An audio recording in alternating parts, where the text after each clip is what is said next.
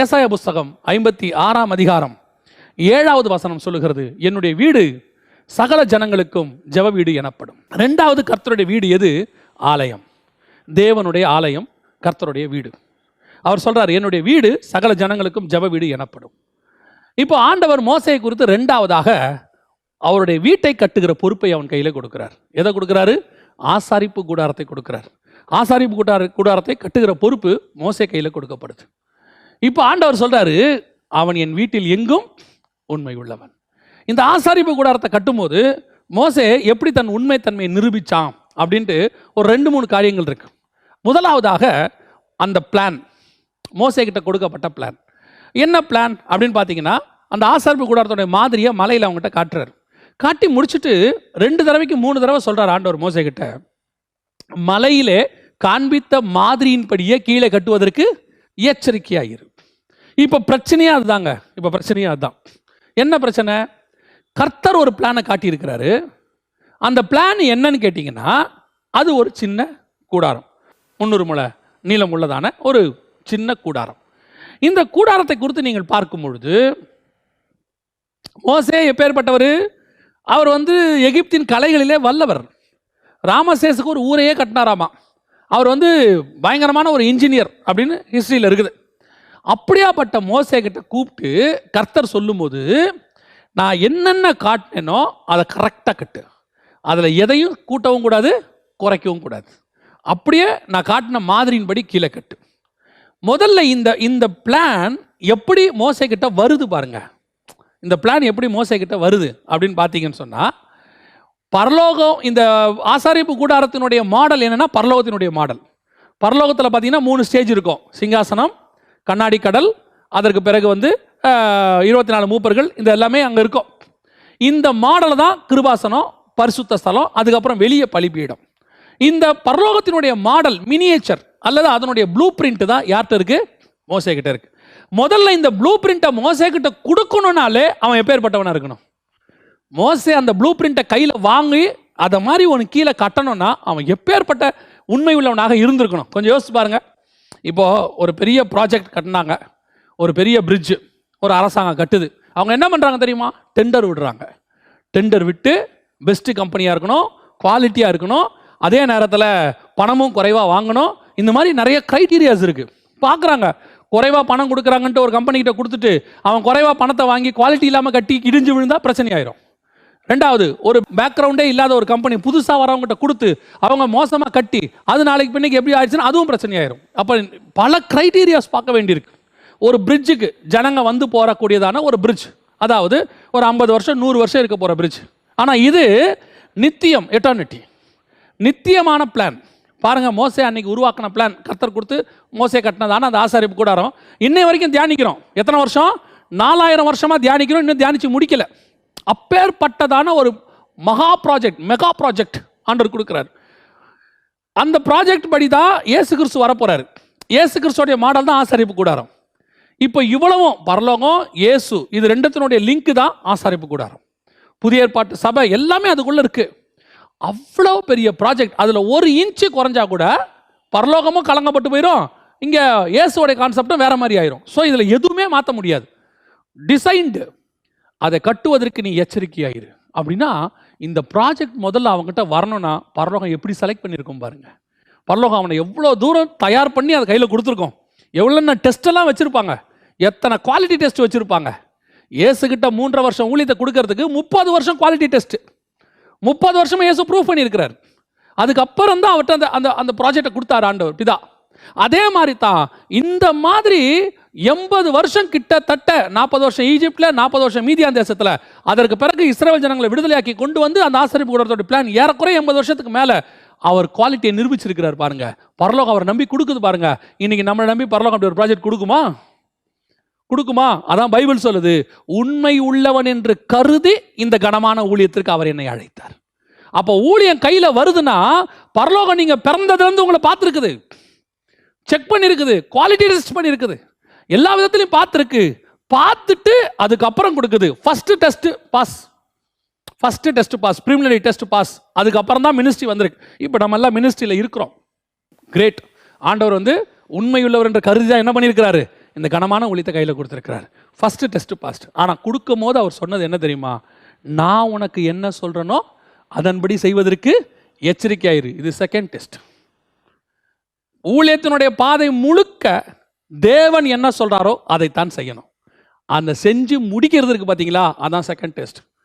இயேசு கிறிஸ்துக்கிட்ட இருந்த மகா பெரிய குணாதிசயங்களில் ஒன்று என்ன தெரியுங்களா? என் பிதாவின் சித்தத்தை செய்யும்படி நான் வந்தேன்.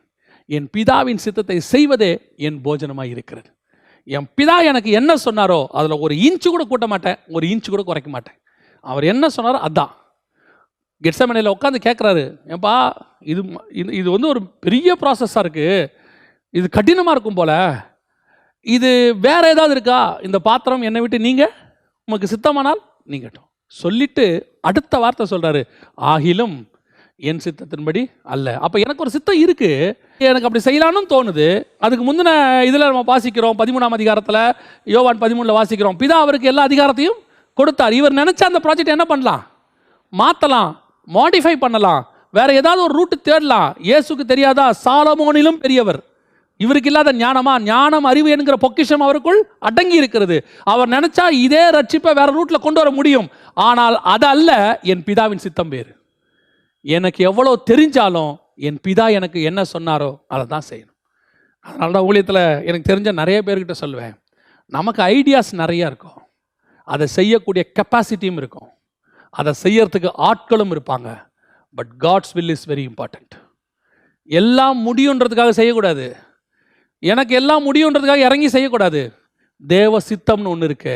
என்னால் முடிஞ்சும் தேவ சித்தம் அது இல்லைன்னு தெரிஞ்சா அதை செய்யாமல் இருக்கோம் பாருங்க, அதுதான் பரலோகம் வச்ச டெஸ்ட்லேயே நம்ம பாஸ் பண்ணுறோன்னு அர்த்தம். நான் பண்ணுற ஜபத்தை நான் சொல்கிறேன். நான் ஆரம்பத்துலேருந்து ஆண்டவர்கிட்ட, அப்போ வந்து ஆண்டவரோட ரொம்ப நெருக்கமாக பேசக்கூடிய அதெல்லாம் தெரியாது எனக்கு. அப்போ ஆண்டவர்கிட்ட ஒன்றே ஒன்று மட்டும் சொல்லுவேன். அந்த ஜபம் இன்னும் சொல்லிக்கிட்டு இருக்கிறேன். என்னென்னா, நான் நிறைய கேட்பேன், நிறைய ஆசைப்படுவேன், ஆனால் உங்களுக்கு சித்தமானதை மட்டும் கொடுங்க, மற்றதை எனக்கு தராதிங்க. நீங்கள் தராட்டி நான் வருத்தமும் பட மாட்டேன். இன்னைய வரைக்கும் அவர் கரம் பிடிச்ச நாள்லேருந்து நான் தைரியமாக சொல்லுவேன், பல நேரங்களில் நான் நிறைய ஆசைப்பட்டிருக்கிறேன், முயற்சி எடுத்திருக்கிறேன், அதை வாங்கிடணும், அப்படி பண்ணிடணும், இதை செஞ்சிடணும், அப்படிலாம் முயற்சி எடுத்திருக்கிறேன். ஆனால் லாஸ்ட் மினிட்ல கர்த்தர் இது இல்லைன்னு சொன்னார்னா அந்த நிமிஷத்தில் நிறுத்தியும் இருக்கிறோம். அந்த கிருபை ஆவியானவர் தந்திருக்கிறார். அந்த இடத்துல ஸ்டாப் பண்ணி இல்லை வேணாம் அதை நிறுத்திடுவோம். நானும் என் நண்பரும் ஒரு தடவை, ஞாபகம் வரதுனால சொல்கிறேன், நானும் என் நண்பரும் ஒரு தடவை ஒரு இன்டர்நேஷ்னல் மல்டிநேஷ்னல் கம்பெனி, அவங்க செய்யக்கூடிய ஒரு மல்டி லெவல் மார்க்கெட்டிங், அதில் போவதற்கு ஊழியத்துக்கு வரதுக்கு முன்னாடி போவதற்கு நாங்கள் அவங்க வீட்டு வாசல் வரைக்கும் போயிட்டோம். புறப்பட்டு 2 பேரும் பைக்கில் இறங்கி அவர் வீட்டு வாசலில் பைக்கில் நின்று இறங்குறோம். இறங்கும் போது காலையிலேருந்து ஆவியானவர் என்கிட்ட சொல்லிகிட்டே இருக்கார். ஆனால் இந்த ப்ராசஸ் வந்து நாங்கள் ஒரு 2 வாரமாக செய்கிறோம். இந்த தொடங்குறதுக்காக நிறைய காசெல்லாம் ரெடி பண்ணி 2 வாரமாக செஞ்ச ப்ராஜெக்ட் அது. எல்லாம் ரெடி ஆயிடுச்சு, ஜாயின் பண்ணுறதுக்கு போகிறோம். அவர் வீடு வாசலில் போகும்போது அன்றைக்கி காலையிலேருந்து ஆவியானவர் உணர்த்துறாரு, வேணாம் போகாத, இது தேவசித்தம் இல்லை, எனக்கு இஷ்டம் இல்லைன்னு. அந்த வாசலை நிற்கும் போது என் ஃப்ரெண்டுக்கிட்ட சொல்கிறேன், எனக்கு என்னவோ இது தேவசித்தம் இல்லைன்னு தோணுதுரா, காலையிலேருந்து ஆவியானவர் சொல்கிறாரு. அவன் ஒரு வார்த்தை தான் கேட்டான், கன்ஃபார்மாக சொல்லு, ஆண்டவருக்கு பிரியம் இல்லைன்னு உனக்கு தோணுதான்னு. நான் சொன்னேன், எனக்கு காலையிலேருந்து அப்படி தான் தோணுது, ஆண்டவர் வேணான்னு சொல்கிற மாதிரின்னு. அடுத்த வார்த்தை அவன் சொன்னான், அதுக்கப்புறம் எதுக்குடா இங்கே நிற்கணும், வா போகலாம். நான் நினச்சேன், 2 வாரமாக டைம் ஸ்பெண்ட் பண்ணிட்டோம், இவ்வளோ காசு செலவு பண்ணியிருக்கோம், இதுக்கப்புறம் அவன் சொன்ன ஒரே வார்த்தை, ஆண்டவருக்கு பிரியம் இல்லைல்ல, வா போகலாம். இன்றைக்கும் அவன் எனக்கு நண்பனாக இருக்கிறான். நான் சொல்லுவேன், எங்கள் 2 பேரையுமே கர்த்தர் ஆசீர்வதிச்சிருக்கிறாரு. அந்த ப்ராஜெக்டில் அதுக்கப்புறம் நாங்கள் 2 பேருமே கிடையாது. அது தேவசித்தம் இல்லைங்கிறத கர்த்தர் எங்களுக்கு நிரூபிச்சும் கொடுத்துருக்கிறாரு. பல நேரங்களில் நம்ம ஒருவேளை மாம்சத்தில் இனிஷியேட்டாக எடுத்துருவோம், அதை ஒருவேளை நிறுத்துறதுனால சில நஷ்டங்கள் கூட வரும். அதை பற்றி கவலைப்படக்கூடாது. கர்த்தருக்கு சித்தம் இல்லையா, ஸ்டாப். சில நேரங்களில் கர்த்தருக்கு சித்தம் இல்லாமல் இருக்குத, ஐயோ செஞ்சிட்டோமே, சொல்லிட்டோமே, எல்லாரும் தப்பாக நினைப்பாங்களே, இதுக்கு மேலே ஸ்டாப் பண்ணால் நமக்கு அது பிரச்சனை ஆகிருமேன்ட்டு நீங்கள் ப்ரொசீட் பண்ணுவீங்க. நீங்கள் இந்த மனுஷனை பார்த்து அதை ப்ரொசீட் பண்ணிட்டீங்கன்னா உங்கள் லைஃப் லாங் நீங்கள் அழ வேண்டியிருக்கும், லைஃப் லாங் நீங்கள் பிரச்சனை பட வேண்டியிருக்கும். அதை விட முக்கியம், பரலோகம் அதுக்கப்புறம் உங்களை நம்பாது. ஏன்? நான் கொடுத்த ப்ராஜெக்டில் நீ மாம்சத்தை கலந்துட்டேன். அதனால தான் ஆண்டவர் திருப்பி மோசேக்கிட்ட சொல்கிறாரு, நான் காண்பித்த மாதிரியின்படியே கீழே கட்டுவதற்கு எச்சரியாயிரு, முடிவு பரியந்தம் தேவ சித்தத்தை செஞ்சு முடிக்கணும். இயேசு வந்து ஜெயிச்சிட்டார், உயிர் தெழுந்துட்டார். இப்போ நியாயமாக இயேசுக்கிட்ட எல்லா ஆளுகையும் வரணும். ஆனால் பிதா இப்போ என்ன சொல்லியிருக்கா தெரியுமா? இயேசுவை உம்முடைய சத்துருக்களை பாதபடியாக்கி போடும் வரைக்கும் என்னோட வலது பாரசத்தில் உட்காரும். கிட்டத்தட்ட 2000 வருஷமா பிதாவின் வலது பாரசத்தில் இயேசு உட்காந்துருக்கிறார். ஏன்? சத்துருக்களை பாதபடியாக்கி போறதுன்னா என்னன்னா, அந்திகிறிஸ்து ஆட்சி முடிஞ்சு 1000 வருஷ அரசாட்சி. அந்த 1000 வருஷ அரசாட்சி வர வரைக்கும் நீ வெயிட் பண்ணுன்னு இயேசுவை சொல்லியிருக்கிறாரு. இயேசு கிறிஸ்து பிதாவின் வலது பாரசத்தில் உட்கார்ந்துருக்கிறாருன்னு வசனம் சொல்லுது. அப்படின்னா இப்போ நான் ஜெயிச்சிட்டேன், ப்ரூஃப் பண்ணிட்டேன், இனிமேட்டு நான் என்ன வேணா செய்யலாம் அப்படிங்கிற சுச்சுவேஷன் வரும்போது கூட பிதாவின் சித்தத்தை இவர் 100% செய்கிறார். சில நேரங்களில் பிள்ளைகள் வந்து தகப்பன்கிட்ட அடங்கியிருப்பாங்க. எப்போ வரைக்கும் தெரியுமா? அவங்க சம்பாதிக்கிற காலகட்டம் வருகிற வரைக்கும். அவங்க சம்பாதிச்சு தங்களுக்குன்னு நினச்சி தனக்குன்னு ஒரு குடும்பம் வரும்போது அந்த பெற்றோர்கிட்ட பேசுகிற வார்த்தை அநேகருக்கு மாறும். சொல்லுவாங்க, பா நீங்கள் சும்மா இருங்க, எங்களுக்கு ஒன்றும் தெரியாதா, தெரியாத மாதிரி பேசாதீங்க, எங்களுக்கு எல்லாம் தெரியும், நீங்கள் கொஞ்சம் அமைதியாக இருங்க. ஆனால் தகப்பனோட இருதயம் எப்படி இருக்குன்னு தெரியுமா? நான் தானப்பா சொல்லி உன்னை இத்தனை தூரம் கொண்டாந்துருக்கிறேன், இவ்வளோ வளர்ச்சிக்கு. இப்போ கரெக்டு தான், இப்போ நானும் பெரிய மனுஷன் ஆயிட்டேன், எனக்கும் குடும்பம் இருக்குது, என்னாலையும் எல்லாம் நடத்த முடியும், ஆனாலும் கூட என் பிதாவின் சித்தத்தை நான் செய்வேன். என்ன ஒரு காரியம் பாருங்க, ஜெயிச்சு முடிச்சு உயிர் தெழுந்த பிறகும் பிதா சொல்றாராம், ஜஸ்ட் வெயிட். எப்போ வரைக்கும்? நான் சொல்லுவேன், வெயிட் பண்றேன். 2000 வருஷமா உட்கார்ந்துருக்கிறார். அந்த உண்மைதான் கடைசி வரைக்கும் முடிவு பரியந்தம் மோசே கிட்ட இருந்துச்சு. கட்டி முடிச்சான் பாருங்க எல்லாத்தையும். அவ்வளோ பெரிய ப்ராஜெக்ட். முதலாவது பரலோகம் நம்பி ப்ராஜெக்டை கொடுத்துச்சு. 2வது அந்த நம்பிக்கையை அவன் பூர்த்தி செஞ்சான் பாருங்க. ஒரு இடத்துல கூட 100% ஒரு இடத்துல கூட மிஸ் ஆகலை பாருங்க. அப்படியே செஞ்சு முடிச்சு அந்த ஆசாரிப்பு கூடாரத்தை கட்டி கர்த்தருடைய சித்தத்தை நிறைவேற்றி முடிவு பரியந்தம் கர்த்தருக்கு முன்பாக நிற்கணுங்க. தொடங்கிறது முக்கியம் இல்லை, முடிக்கணும். விசுவாசத்தை துவக்கிறவரும் முடிக்கிறவரும். எத்தனையோ பேர் ஊழியத்தை ஆரம்பித்தவங்க முடிக்கலை, அவங்க ஓட்டம் தடமாறி போச்சு. எதில் பேசினாங்களோ அதிலே விட்டு போயிட்டாங்க, அப்படியே ஓடி போய் வேற ட்ராக்ல போயிட்டாங்க. அதனால தான் அப்படிப்பட்டவங்க ஓடி வந்து கடைசி நாளில் நியாயத்தீர்ப்பு நாளில் இயேசுகிட்ட வராங்க, வந்து கேட்குறாங்க, உம்முடைய நாமத்தினாலே பிசாசுகளை துரத்தணும் அல்லவா, உம்முடைய நாமத்தினாலே தீர்க்க தரிசனம் உரைத்தவன் கர்த்தர் சொன்னார், உங்களை அறியேன். காரணம் என்ன? ஒரே ஒரு காரணம் அவர் சொல்றாரு, என் பிதாவின் சித்தத்தின்படி செய்யாதவர்கள். எப்போ வரைக்கும் செய்யணும் தெரியுமா? வருகிற வரைக்கும். ஒருவேளை மரணம் முந்துகிறதுனால் அந்த கண்ணை மூடி ஜீவன் இந்த பூமியை விட்டு பிரிகிற வரைக்கும் தேவ சித்தத்தை செஞ்சுட்டு போனோம். இந்த தேவ சித்தத்தை செய்யறதுனா சாதாரணமான விஷயம் இல்லை.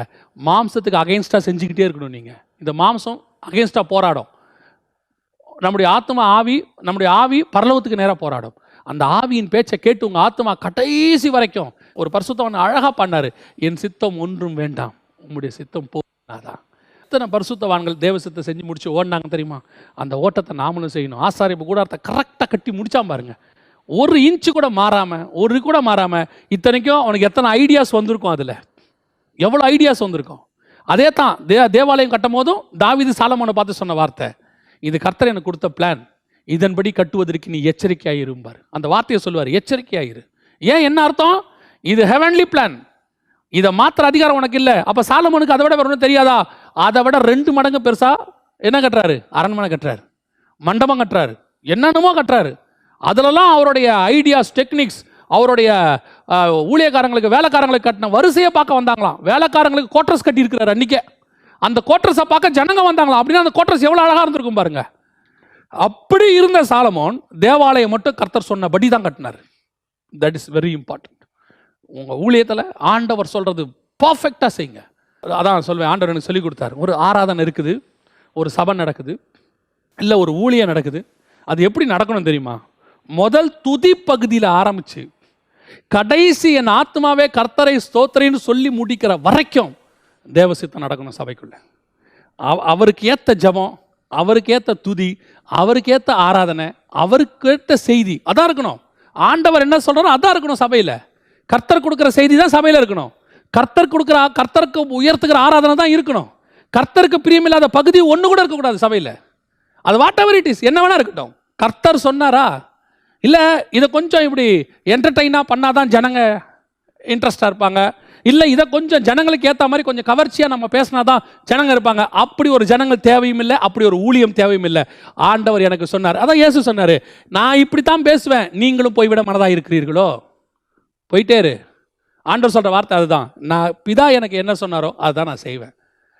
1 கொரிந்தியர் 2ஆம் அதிகாரத்தில் பவுல் அழகாக சொல்கிறாரு, சகோதரரே, நான் உங்களிடத்தில் வந்தபோது தேவனை பற்ற சாட்சியை சிறந்த வசனிப்போடாவது ஞானத்தோடாவது அறிவிக்கிறவனாய் வரவில்லை. ஏன்? எனக்கு ஞானம் இருக்குது, கமாலியல் பாத்தில் படித்தவன், எனக்கு நியாயம் இருக்குது, நான் ஞானம் இருக்குது, நியாயப்பிரமாணத்தின்படி குற்றம் சாட்ட முடியாதவன். எனக்கு கிரேக்க பாஷையும் தெரியும், ரோம பாஷையும் தெரியும், எபிரேய பாஷையும் தெரியும். நான் ரோம பிரஜை, யூத பிரஜை, டூயல் சிட்டிசன்ஷிப், என்கிட்ட எல்லாம் இருக்கியா, எனக்கு எல்லாமே தெரியும். ஆனால் தேவன் என்ன சொன்னாரோ அதுதான். அதை தாண்டி ஒரு இன்ச்சு செய்ய மாட்டேன். 1 Corinthians 11 நம்ம கம்யூனியன் எடுக்கிறோமே, எடுக்கும்போது அவர் சொல்ற வார்த்தையை கவனிச்சு பாருங்களேன். உங்களுக்கு ஒப்புவித்ததை நான் கர்த்தரிடத்தில் பெற்றுக்கொண்டேன். அப்படின்னா என்ன அர்த்தம்? பவுல்கிட்ட அப்போஸ்தலர்கள் அவருக்கு சொல்லி கொடுத்துருக்காங்க.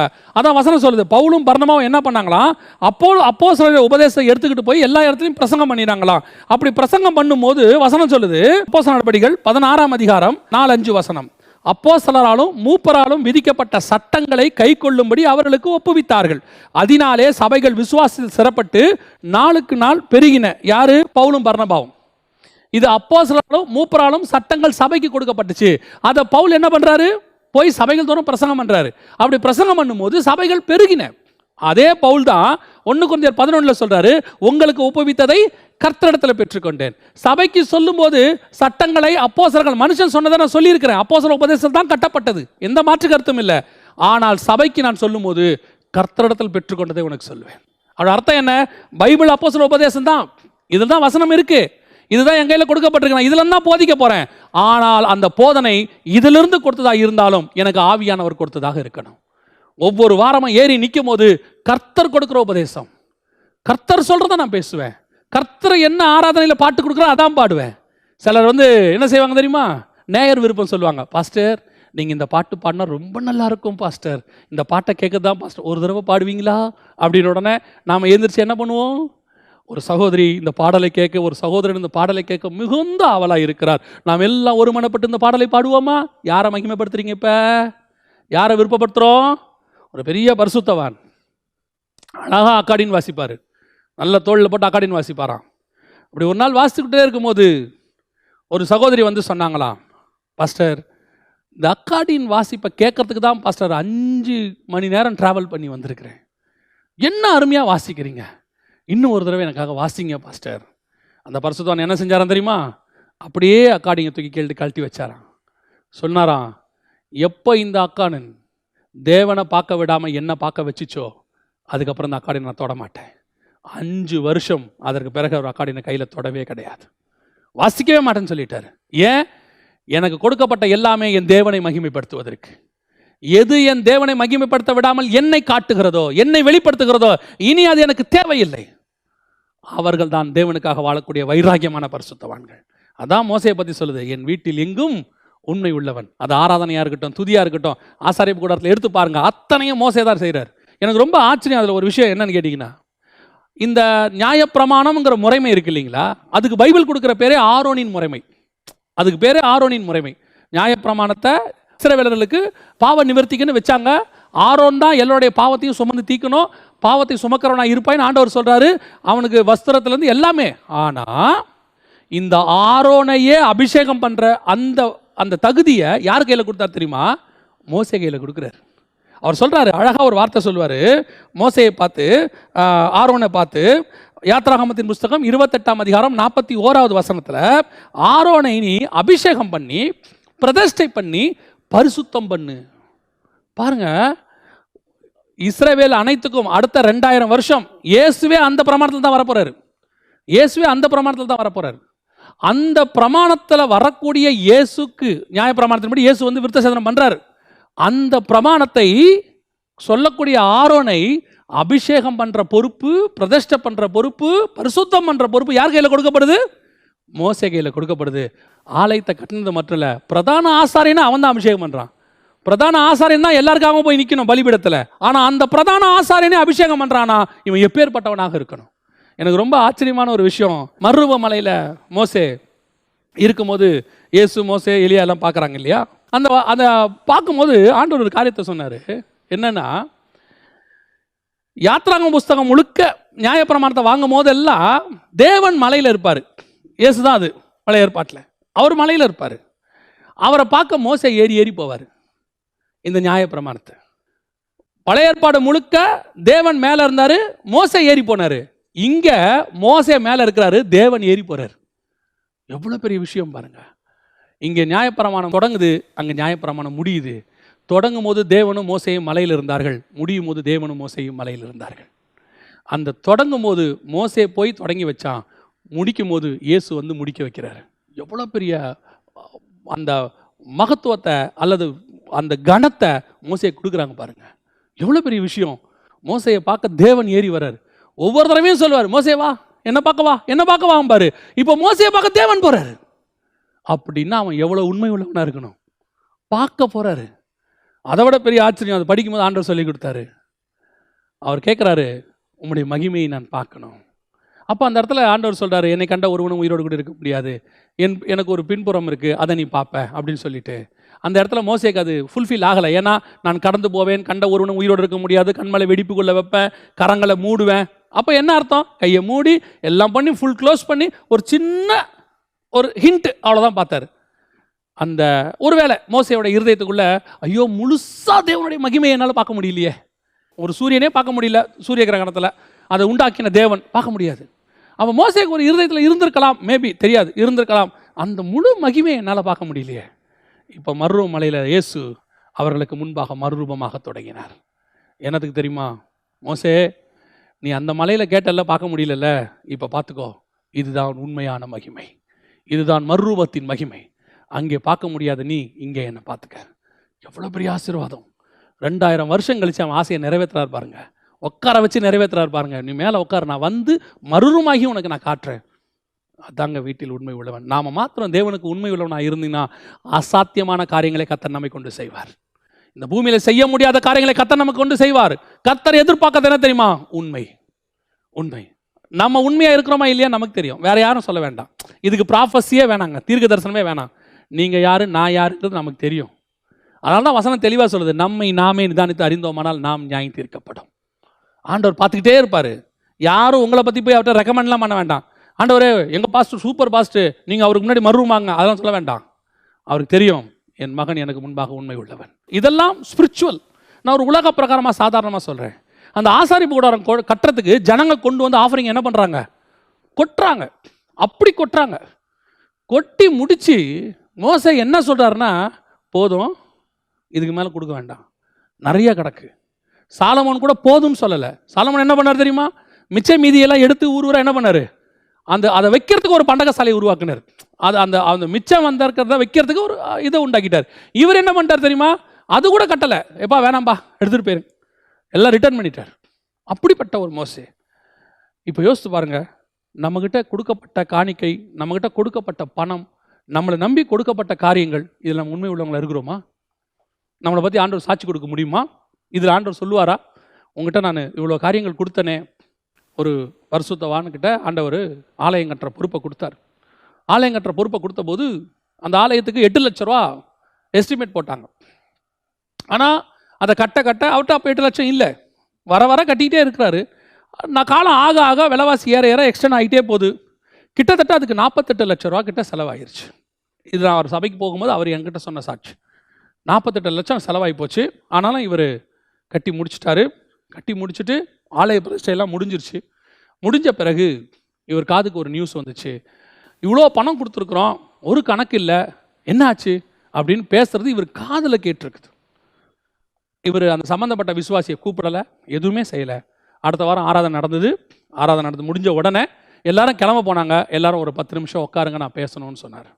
உட்கார்ந்த உடனே தன் கையில் ஒரு பெரிய புக்கு வச்சுருந்தார். அந்த புக்கை காட்டிட்டு சொன்னார், இத்தனை வருஷத்துக்கு முன்னாடி, 2 வருஷம் 3 வருஷத்துக்கு முன்னாடி நம்ம கட்ட ஆரம்பித்தோம். அந்த டேட் ஆரம்பித்த அன்னைக்கு போட்ட ஆஃபரிங்லேருந்து இந்த கட்டி முடித்த பிரதிஷ்டை வரைக்கும் உள்ள ஆஃபரிங், மிச்சம் உள்ள காசு, இதில் யாருக்கு எவ்வளோ கொடுத்தோம், எந்தெந்த டேட்டில் கொடுத்தோம், எல்லாமே கணக்கு இருக்குது. இந்த புக்கு சர்ச்சு வாசலில், நம்ம அந்த என்ட்ரன்ஸில் ஒரு வாரம் இருக்கும். எந்த விசுவாசி வேணால் நீ வந்து பார்த்துக்கலாம். ஒரு வாரம் அங்கே வச்சுருப்பேன். நீங்கள் எந்த பேஜை வேணால் திருப்பி பார்த்துக்க, எந்த கணக்கை வச்சுங்க. நீங்கள் போய் பேங்க்கில் கிராஸ் செக் பண்ணிக்கோங்க. அதுக்கு 3 பேரை போட்டிருந்தார் ட்ரெஷரரா. அந்த 3 பேரை கூட போய் நீங்கள் கேட்டுக்கோங்க. ஐ டோன்ட் பாதர், கணக்கு இங்கே இருக்குது. ஆனால் ஒரு வாரம் கழித்து யாரும் வந்து என்னை எதுவுமே கேட்கக்கூடாது. அதுக்கு பிறகு இந்த சர்ச்சு கட்டின காசை பற்றி பேசவே கூடாதுன்னு சொல்லிட்டார். இது நடந்து பல வருஷம். இன்னைய வரைக்கும் அந்த ஊழியக்காரன் மேலே அந்த விசுவாசிகள் ஒரு வார்த்தை சொல்ல மாட்டாங்க. இன்ன வரைக்கும் அந்த ஊழியக்காரரை பற்றி விசுவாசிகள் சாட்சி கொடுப்பாங்க, எங்கள் பாஸ்டர் உண்மை உள்ள மனுஷன். அது தாங்க முக்கியம், அதுதான் முக்கியம். மோசையை பற்றி அதான் நீங்கள் யோசித்து பாருங்கள். மோசையை பற்றி, மோசைக்கிட்ட வந்து ஜனங்க 10 முறை தேவனுக்கு விரோதமாக முறுமுறுத்தாங்களாம். 10 முறை. ஆண்டவர் சொல்கிறாரு, இந்த ஜனங்கள் வணங்கா கழுத்துள்ள ஜனம், என்னை அவர்கள் 10 முறை பரிசித்து பார்த்தார்கள்ன்றாரு. யார? ஆண்டவரை. நான் அதை படிக்கும் போது ஆவியானவர் எனக்கு உணர்த்தினாரு, 10 முறை தேவனை பத்தி முறுமுறுப்பு ஜனங்களுக்கு வந்து தேவனை பரிசித்த பார்த்து மோசே கிட்ட போய் முறுமுறுத்தாங்களே, ஒரு தடவையாவது மோசையை பத்தி தேவன்கிட்ட முறுமுறுத்தாங்களா? எங்களுக்கு மோசே வேணான்னு சொன்னாங்களா? மோசேக்கு பதிலாக வேற ஒருத்தனை கொடுங்கன்னு கேட்டாங்களா? சாமுவேல் பசங்களுக்கு பதிலாக வேற ஒருத்தரை கேட்குறாங்க. சவுல் போனால் நலமா இருக்கும்னு நினைக்கிறாங்க. ரெகபியாம் எரேபியாம் காலத்தில் ஜனங்க அழுகுறாங்க, ஐயோ வேண்டான்னு சொல்றாங்க. சில தீர்க்கதரிசிகள் காலத்தில் தீர்க்கதரிசி வேண்டான்னு ஜனங்க சொல்றாங்க. ஆனால் 40 வருஷம் மோசே ஜனங்களோடு இருந்திருக்கிறார். 40 இயர்ஸ் மினிஸ்ட்ரி, 40 வருஷம் சபைக்கு அவர் சீஃப் பாஸ்டர்னு வச்சுக்கோங்களேன். இந்த 40 இயர்ஸில் ஒரு தடவை கூட எங்களுக்கு மோசே வேணான்னு அவங்க சொல்லலை. அப்படின்னா மோசே எவ்வளோ உண்மை உள்ளவன்னு பாருங்க. இன்னைக்கு எவ்வளோ பேர் ஊழியக்காரங்களை பற்றி முறுமுறுக்கிறாங்க, எவ்வளோ பேர் ஊழியக்காரங்களை பண விஷயத்தில் சொல்கிறாங்க, ஊழியக்காரங்களை பற்றி எவ்வளோ காரியங்களை அவங்க சொல்கிறாங்க. ஆனால் மோசையை பற்றி 40 வருஷத்தில் ஒரு பாயிண்ட் கூட குறை கிடையாது. அதுதான் உண்மை. அந்த உண்மையை நம்மக்கிட்ட வரணும். We must be open book. பண விஷயத்தில் ஜனங்க கேள்வி கேட்கவே கூடாது, உண்மையாக இருக்கணும். ஒரு முறை ஒரு ஒரு மிஷினரிகளுக்கு செய்வதற்காக ஒரு சிலர் இந்த இடத்துல பணத்தை கொடுத்தார்கள். இது யாராவது தெரிஞ்ச மிஷினரிகளுக்கு கொடுத்துருங்க அப்படின்னு சொல்லி. பொதுவாக எனக்கு பிடிக்காத ஒரு விஷயம் என்ன அப்படின்னு கேட்டிங்கன்னா, இந்த உதவி செய்யும் போது ஃபோட்டோ எடுக்கிறது எனக்கு அது பிடிக்காத ஒரு விஷயம். இடது கைக்கு செய்கிறது வலது கைக்கு தெரியக்கூடாதுன்னு நினைக்கிற ஆள் நான். ஆனால் இப்போ எனக்குள்ள ஒரு கில்ட்டினஸ். என்ன கில்ட்டினஸ் தெரியுங்களா?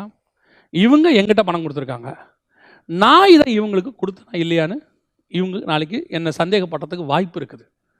இந்த கேள்வி என்னை அவங்க கேட்டக்கூடாதுன்னு சொல்லிட்டு நான் என்ன பண்ணேன், அதை சில ஊழியர்கள் வழியாக தான் நான் செய்வேன். நான் நேரடியாக போய் யாருக்கும் செய்ய மாட்டேன். சில ஊழியர்கள் வழியாக செஞ்சோம். ஊழியர்கள்கிட்ட ஒரு வார்த்தை சொன்னேன், எனக்கு அந்த கொடுக்கும்போது யாருக்கு கொடுக்குறீங்கன்றதுக்கு ஒரு ப்ரூஃப் ஃபோட்டோ எடுத்து எனக்கு கொடுத்துருங்க. நீங்கள் போய் கொடுத்ததை ஒரு ஃபோட்டோவாக எடுத்து எனக்கு கொடுத்துருங்க, நான் அவங்களுக்கு கொடுக்கணும். ஏன்னா எனக்கு கொடுத்தவங்க என்ன பண்ணிடக்கூடாது, என்னை கொஸ்டின் பண்ணிடக்கூடாதுன்னு.